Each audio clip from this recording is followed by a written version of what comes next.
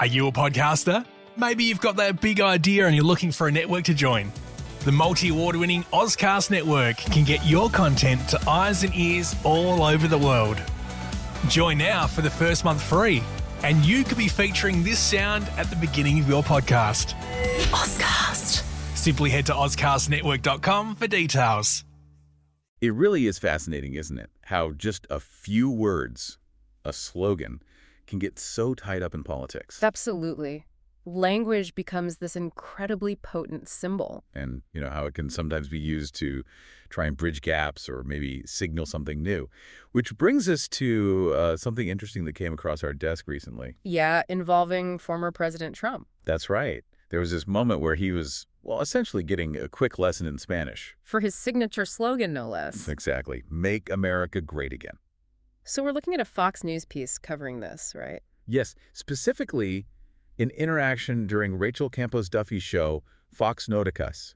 She was the one who actually taught him the phrase during an interview. Okay. So let's dig into this source a bit. The Fox article lays it out pretty clearly. Campos-Duffy basically said she wanted to teach him the Spanish version. She offered the full phrase, Vamos a hacer América grande otra vez. Vamos a hacer América grande otra vez. Which, for non-Spanish speakers, that's quite a few words to get your head around. Definitely. And the interesting part, according to the report, was Trump's actual attempt. What did he end up saying? He apparently responded with, America grande otra vez. Ah, okay. So America Great Again, basically. He dropped the vamos a hacer part. Which means, let's make. Precisely. Let's make America great again versus just America great again. It seems like a small difference, but does it? Does it change the meaning much? Well, potentially. Let's make carries this sense of collective action, something we're aiming for together in the future. Right, a call to action almost. Yeah, whereas America Great Again, on its own, sounds more like a statement of fact, maybe about the present, or even, looking back, less about the doing and more about the state itself. That's a subtle but quite important distinction, I think.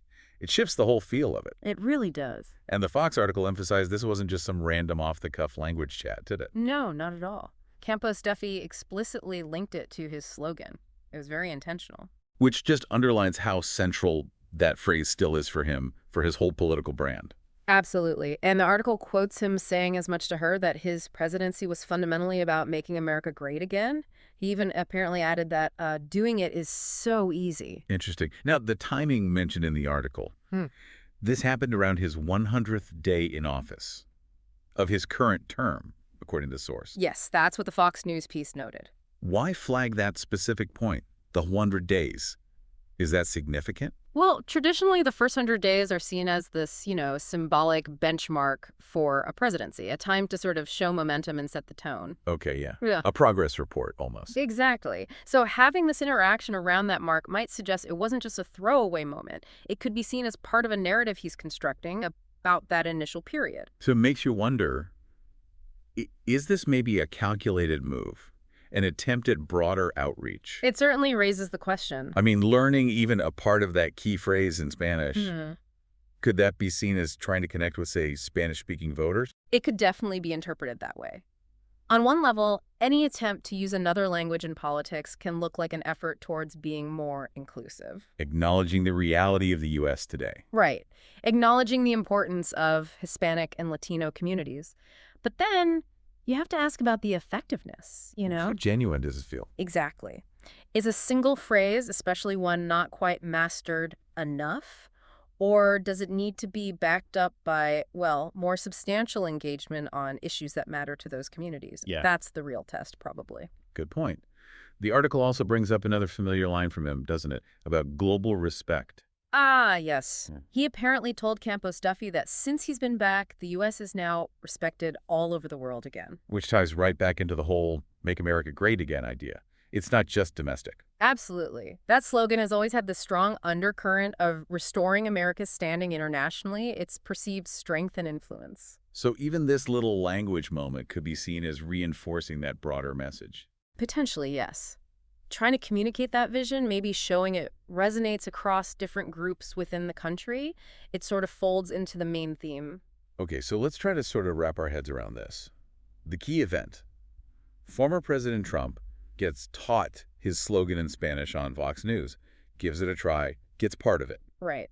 America grande, otra vez. And this happens around the 100-day mark of his term, coupled with his claims about restoring global respect.